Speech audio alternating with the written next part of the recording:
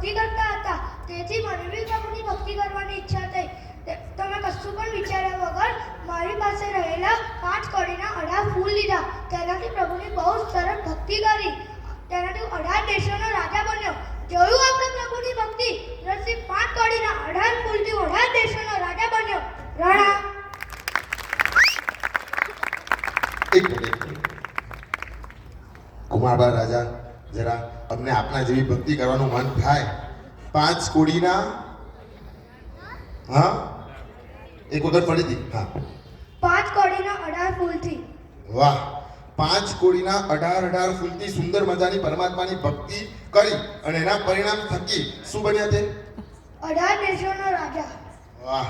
હવે એક વાત કરો, આપણે રોજે રોજ પરમાત્માની ભક્તિ કરીએ છીએ, એ કેટલા ફૂલોથી કરીએ છીએ?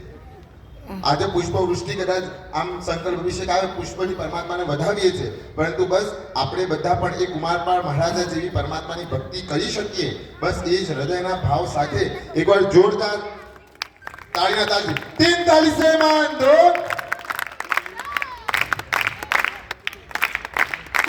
વાહ, ખૂબ ખૂબ અનુમોદન.